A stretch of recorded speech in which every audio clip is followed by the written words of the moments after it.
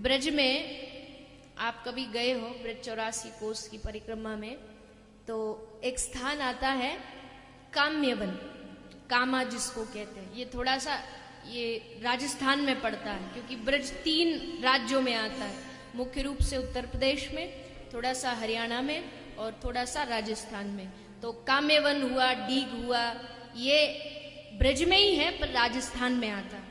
तो काम्यवन से थोड़ा जब आगे बढ़ते हैं तो एक स्थान पड़ता है, वहां नाभाजी का एक बड़ा सुंदर दर्शनीय स्थल है।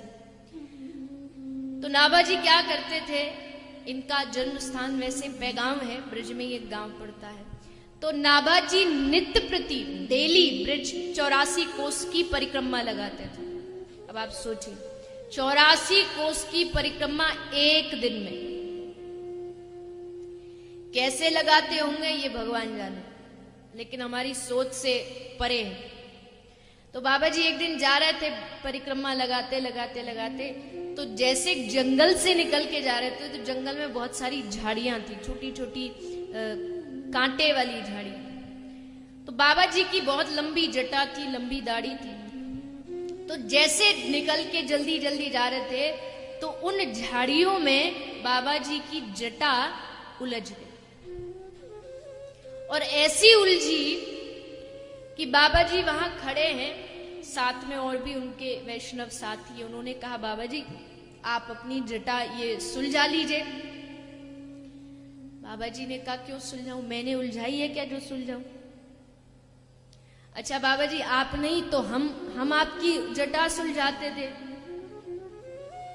बाबा जी ने कहा तुमने उलझाई है जो तुम सुलझाओ। बाबा जी हमने भी नहीं उलझाई। तो फिर बोले जिसने उलझाई अब वही आकर के सुलझाएगा, तब मैं यहां से आगे बढ़ूंगा, वरना यहां से हटने वाला नहीं। बोले बाबा जी वो ऐसे नहीं आने वाले, आपको यहां पड़े पड़े आपकी जिंदगी गुजर जाए तो भी नहीं आए। बाबा बोले हम प्राण त्याग देंगे, लेकिन अब तो जो उलझाएगा वही सुलझाएगा। सबने कहा ठीक है तो आप यहीं रहिए, हम जा रहे हैं। बोले ठीक है आप जाइए। सब आगे चले गए, नाभा जी अकेले जिद कर ली। देखो याद रखना भगवान बिना जिद के मिलते नहीं। जब तक हट नहीं करोगे ना तब तक भगवान मिलने वाले नहीं। हमने कभी हट की नहीं, भगवान से कभी कहा कि नहीं प्रभु हम तो आपको पाके ही रहेंगे। कभी मांगा भगवान से? दुनिया की इधर उधर की चीजें मांग लेते, धन मांग लेंगे, बगला गाड़ी सब मांग लेंगे, लेकिन जब बारी आती है भगवान को पाने की तो कभी हट नहीं करेंगे। जब तक जिद नहीं होगी तब तक भगवान नहीं मिलेंगे। जब आप ठान लेते हैं ना कि हमें तो उनको बस प्राप्त करना है चाहे कैसे भी हो, तो आखिरकार भगवान को कृपा करनी ही पड़ती है और आकर के दर्शन देना ही पड़ता है। जिद हो, हटो। नाभा जी कहते जब तक अब वो नहीं आएगा हम आगे नहीं बढ़े।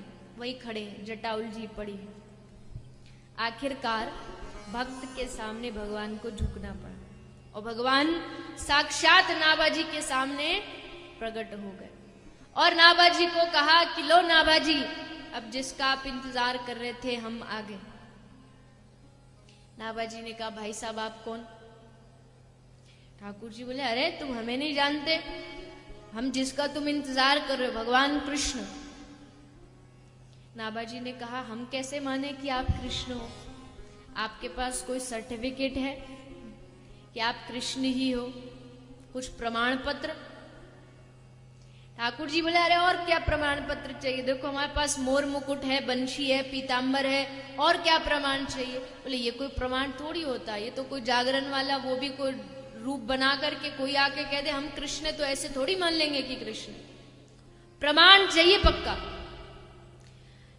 ठाकुर जी बोले अच्छा एक काम करते, हम अपनी यशोदा मैया को बुला के लाते। यशोदा मैया तो वो तो अपने लाला को पहचान ही लेगी ना, वो कह देगी कि ये मेरा लाला, तब तो मानोगे कि हम कृष्ण हैं। नाभा जी बोले नहीं तब भी नहीं मानेंगे। क्यों? तब क्यों नहीं मानोगे?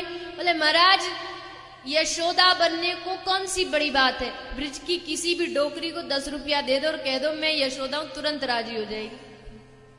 तुरंत आके कह देगी मैं यशोदा हूं, ये मेरा कृष्ण, मैं कैसे मान लू? ये कोई प्रमाण थोड़ी होता। तो ठाकुर जी बोले तो भैया तू मानेगा कैसे कि हम कृष्ण हैं? ऐसा कौन सा प्रमाण दे तुझको जो तू मान जाए हम कृष्ण हैं? नाभाजी बोले एक ही प्रमाण है। क्या?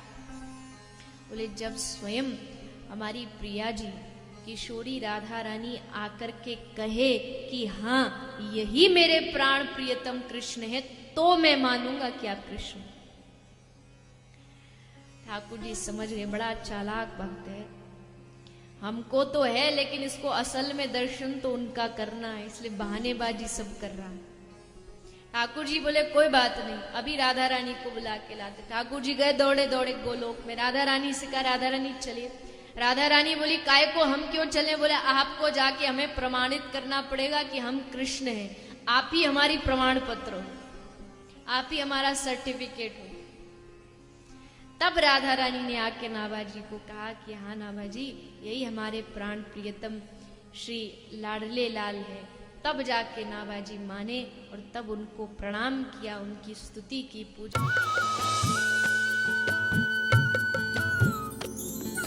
सर्वधर्म संगम, धर्म के सच्चे प्रहरी।